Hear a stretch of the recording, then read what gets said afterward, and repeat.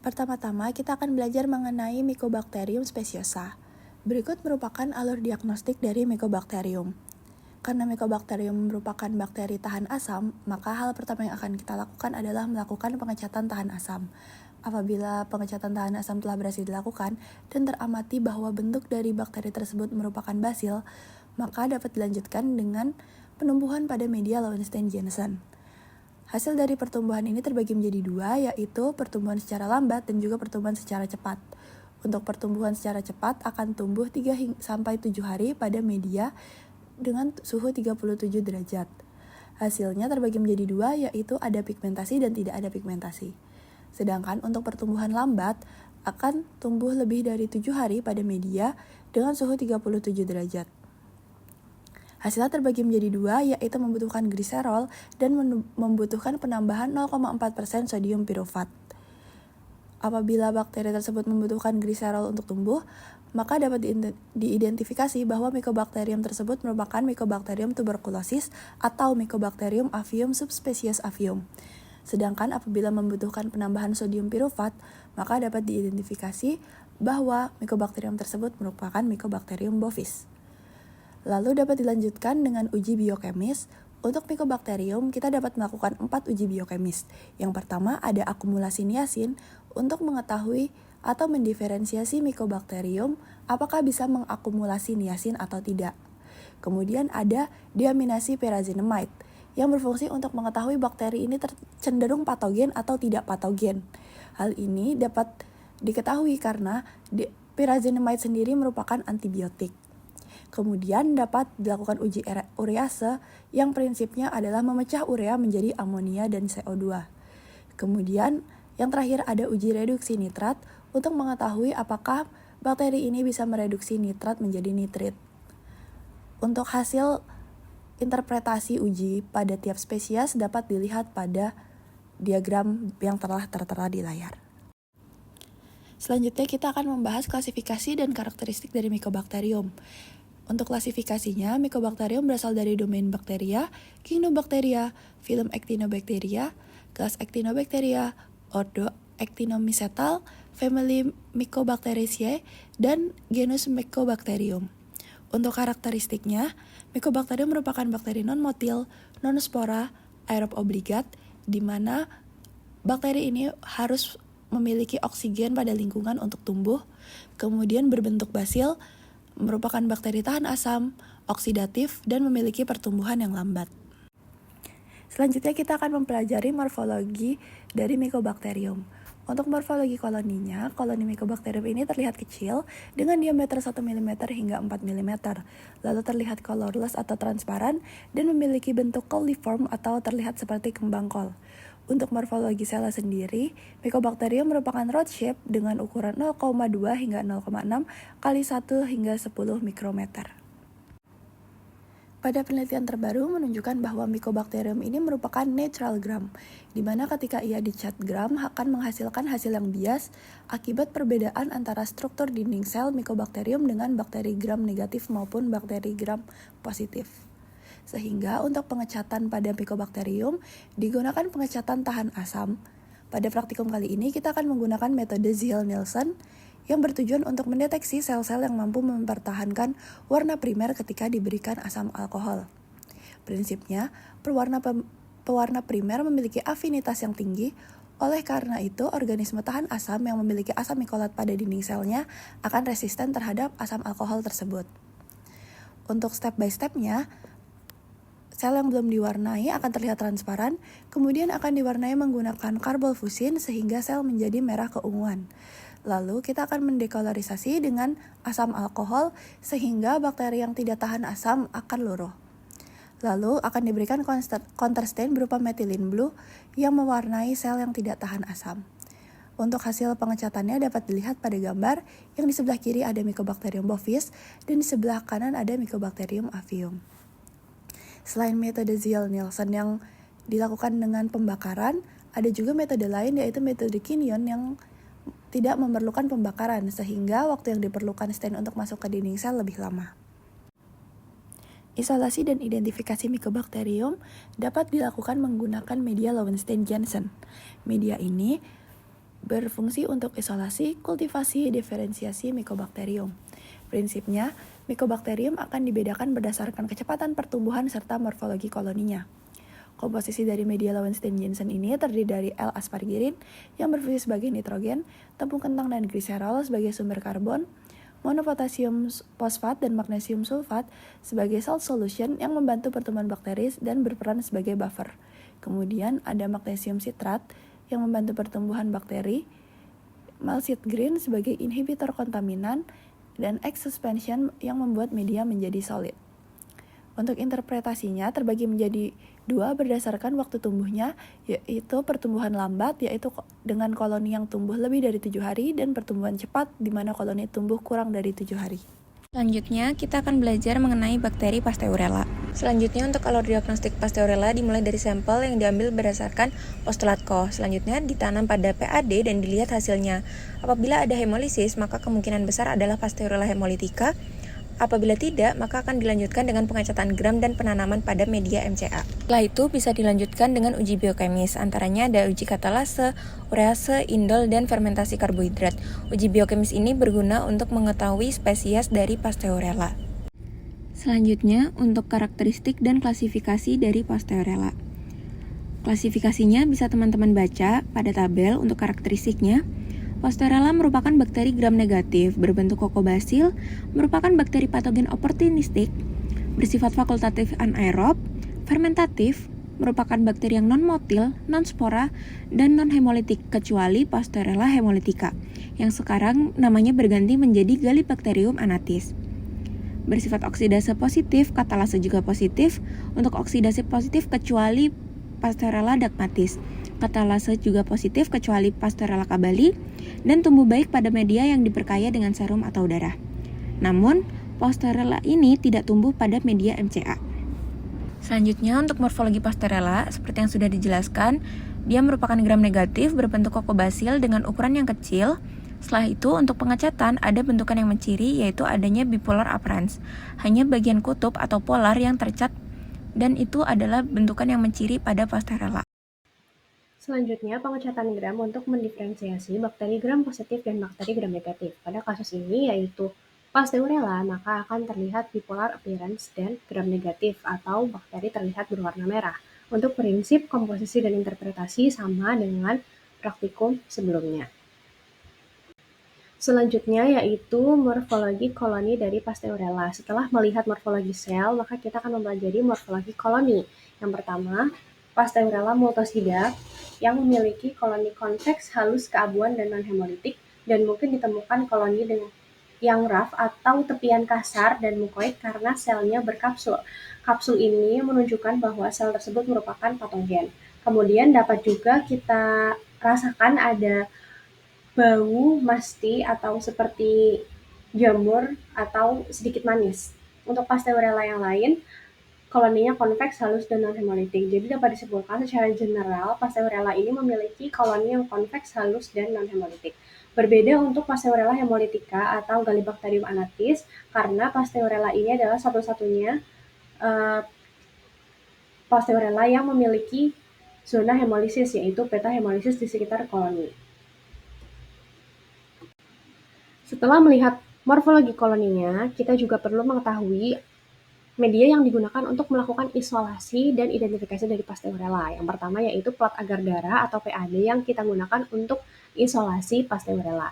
Sehingga tujuan dari penanaman Pasteurella pada PAD adalah untuk kultivasi dan deteksi aktivitas mikroorganisme fasidies. Di sini kita juga dapat melihat aktivitas hemolitiknya, dan Pasteurella kebanyakan akan memiliki gamma hemolisis atau non-hemolisis kecuali pada Pasteurella hemolytica atau yang sekarang lebih dikenal sebagai Galibacterium anatis. Selanjutnya yaitu McConkey agar atau MCA. Tujuannya adalah untuk mendiferensiasi Pasteurella dari Mannheimia. Dalam MCA ini terdapat kristal violet dan garam empedu sebagai inhibitor. Kristal violet merupakan inhibitor dari bakteri gram positif. Kemudian garam empedu merupakan inhibitor dari bakteri yang tidak mampu tumbuh pada salinitas tinggi. Interpretasinya, sebagai berikut, yaitu terdapat 4 interpretasi. Pertama, apakah individu tumbuh atau tidak? Apabila organisme tidak tumbuh, berarti ada inhibisi dari kristal violet dan atau garam empedu. Kemudian bila pertumbuhan baik, berarti organisme tidak dihambat oleh kedua inhibitor tersebut. Apabila koloni berwarna merah, maka organisme memproduksi asam, dan jika koloni tidak berwarna, maka organisme tidak memfermentasi laktosa dan tidak memproduksi asam. Nah, Pasteurella tidak tumbuh pada MCA karena terhambat oleh bile salt. Ingat ya teman-teman, terhambat oleh bile salt karena Pasteurella merupakan bakteri gram negatif, sedangkan crystal violet menghambat bakteri gram positif. Selanjutnya yaitu uji katalase. Uji ini bertujuan untuk mendiferensiasi bakteri berdasarkan kemampuan memproduksi katalase. Apabila positif akan terbentuk gelembung udara yang merupakan oksigen dihasilkan dari pemecahan atau hidrolisis hidrogen peroksida menjadi H2O dan O2. Selanjutnya ada uji biokemis lain yaitu uji urease untuk mendiferensiasi bakteri yang dapat memproduksi urea atau bakteri positif urea cepat dari bakteri yang urease positif lambat dan urease negatif. Di sini terjadi pemecahan urea oleh air atau hidrolisis menjadi amonia dan CO2. Amonia akan meningkatkan pH sehingga warna media akan berubah menjadi pink apabila positif. Apabila positif, maka hal ini menunjukkan bahwa bakteri tersebut menghasilkan enzim urease. Selanjutnya yaitu uji indol. Ini uji baru yang belum diujikan di praktikum sebelumnya ya teman-teman. Nah, tujuannya untuk mendiferensiasi bakteri berdasarkan kemampuan memproduksi indol. Indolnya berasal dari mana? Jadi di dalam media itu terdapat triptofan atau salah satu asam amino yang kemudian dapat diubah menjadi asam pirufat oleh triptofanase. Nah, bakteri yang memiliki enzim triptofanase ini mampu menghidrolisis triptofan menjadi pirufat dengan hasil samping berupa indol dan amonia. Indol kemudian akan bereaksi dengan reagen Kovac yang berisi DMABA atau dimetil aminobenzaldehyde dan HCl yang dilarutkan dalam amil alkohol. Apabila interaksi ini terjadi, maka akan ada perubahan warna menjadi rosindol dye atau cherry red.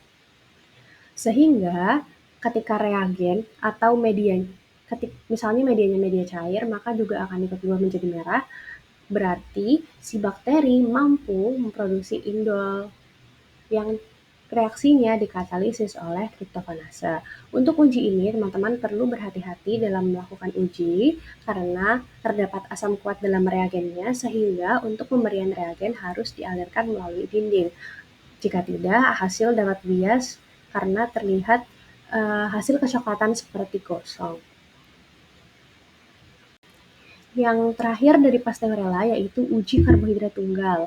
Di sini kita menggunakan glukosa, sukrosa, laktosa, manitol, dan maltosa. Tujuannya untuk mendiferensiasi kemampuan bakteri berdasarkan kemampuan fermentasi karbohidrat. Mana saja karbohidrat yang mampu difermentasi oleh bakteri dan mana saja karbohidrat yang tidak.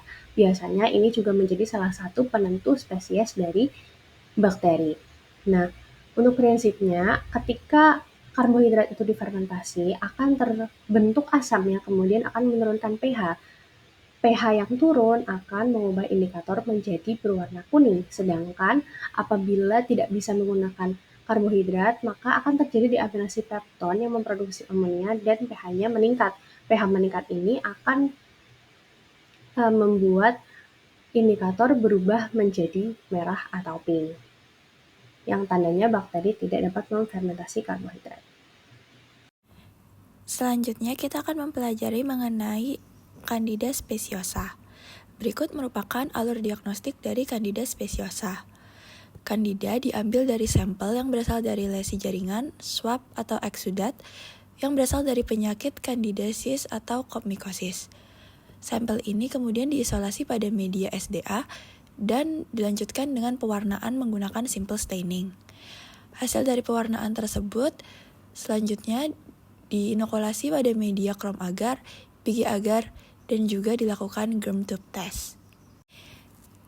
Dasar isolasi dan identifikasi jamur dapat diketahui melalui karakteristik, base sample, serta morfologi makroskopis dan mikroskopis jamur yang akan diisolasi dan diidentifikasi. Selanjutnya, kita akan mempelajari mengenai klasifikasi dan karakteristik dari Candida.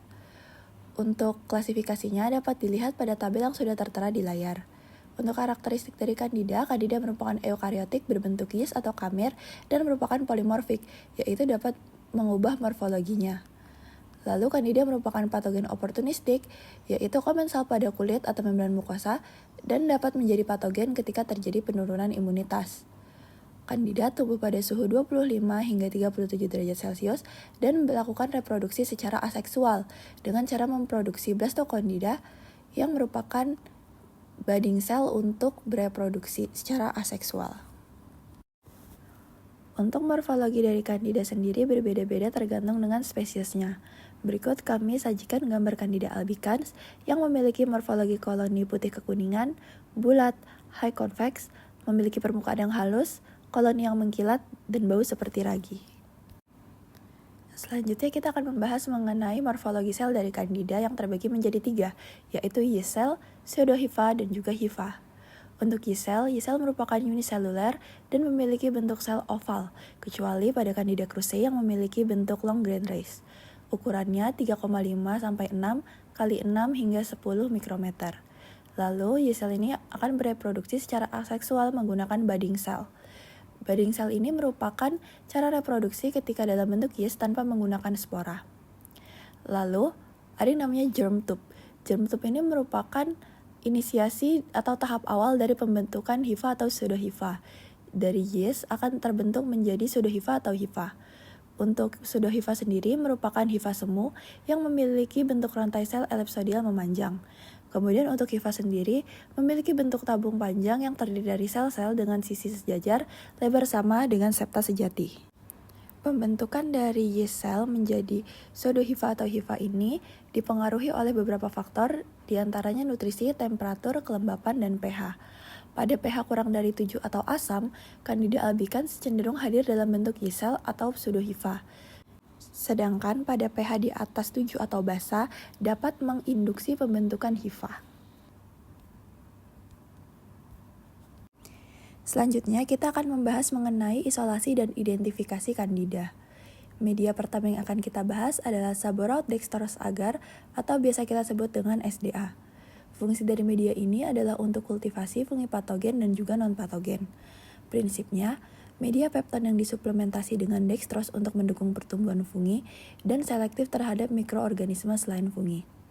Komposisinya terdiri dari pepton sebagai sumber nitrogen, dextrose sebagai sumber karbon untuk pertumbuhan mikroorganisme, antibiotik, biasanya berupa gentamisin atau chloramphenicol untuk menghambat pertumbuhan mikroorganisme selain fungi, dan juga antifungal biasanya berupa cyclohexamide yang menghambat pertumbuhan fungi saprofitik atau kontaminan, tapi tidak menghambat yeast dan juga dermatofit. Antifungal berupa cyclohexamide digunakan karena tidak menghambat Candida. Hal ini karena Candida merupakan non-saprofitik. Interpretasi dari media ini adalah tumbuh koloni sesuai dengan karakteristik dari spesies tersebut. Pada Candida albicans akan tumbuh koloni berwarna putih kekuningan, konveks, bulat, mengkilat, dan juga odor. Selanjutnya ada Chrome agar yang memiliki fungsi untuk isolasi, diferensiasi, dan juga media selektif untuk spesies Candida melalui perbedaan morfologi dan juga warna koloni. Komposisi dari media ini ada pepton sebagai sumber nutrisi, substrat kromogenik untuk melepaskan senyawa berbeda setelah digradasi oleh enzim tertentu, dan antibiotik biasanya merupakan chloramphenicol sebagai inhibisi kontaminasi bakteri. Prinsip dari media ini, substrat kromogenik pada media akan bereaksi dengan enzim spesifik yang dihasilkan oleh masing-masing spesies jamur. Interpretasinya, Candida albicans akan tumbuh dengan warna hijau, Candida tropicalis akan tumbuh dengan warna biru atau ungu, Candida glabrata akan tumbuh dengan warna pink gelap, dan Candida krusei akan tumbuh dengan warna pink fuzi. Berikut merupakan warna lebih jelasnya lagi, dapat dilihat pada gambar. Apabila spesies Candida yang tumbuh mengeluarkan warna yang mirip-mirip atau hasilnya bias, maka dapat dilakukan uji yang lain untuk memastikan spesies dari Candida tersebut.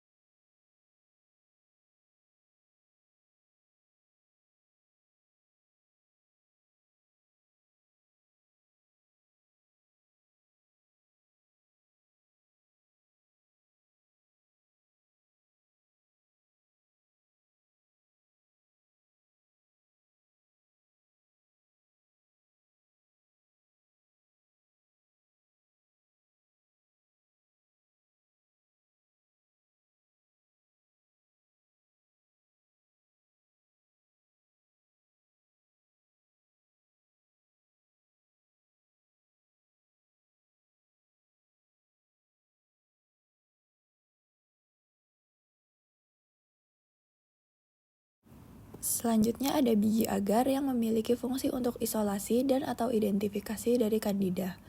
Prinsipnya, kandida dapat mereduksi substrat sehingga menghasilkan sulfit dan juga bismut yang kemudian akan bergabung membentuk pigmen coklat. Komposisi dari media ini ada bismut aluminium sitrat, sodium sulfat, dextrose glisin, yeast ekstrak, dan juga agar. Interpretasi dari media ini tergantung dengan spesies dari kandidanya. Candida albicans akan menghasilkan koloni kecoklatan dan tidak ada difus warna pada media.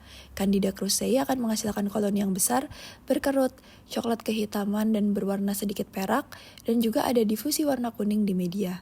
Untuk Candida tropicalis akan tampak koloni coklat hingga hitam dan mengalami penggelapan media setelah 72 jam, dan tidak terlihat ada difusi warna pada media. Untuk identifikasi sel dari Candida dapat menggunakan pengecatan sederhana atau simple staining. Mengapa menggunakan simple staining? Karena Candida merupakan yeast, di mana dinding sel dari yeast itu terdiri dari beta-glukan dan atau kitin yang tebal mengelilingi selnya, sehingga yeast dapat mempertahankan warna dari kristal violet. Tujuan dari pengecatan ini untuk mengetahui identifikasi sel agar lebih mudah untuk diamati. Bisa dilihat pada gambar bahwa sebenarnya Candida ini dapat teramati walaupun tidak dilakukan pengecatan, tapi dengan melakukan pengecatan akan lebih mudah diamati dan akan lebih jelas. Uji terakhir yang akan kita pelajari adalah germ tube test. Tujuan dari uji ini adalah untuk identifikasi Candida berdasarkan dengan kemampuannya memproduksi germ tube. Prinsipnya, germ tube adalah inisiasi pembentukan hifa. Kandungan pada protein di serum merupakan salah satu nutrien yang akan menginduksi pembentukan germ tube pada Candida dalam waktu tertentu.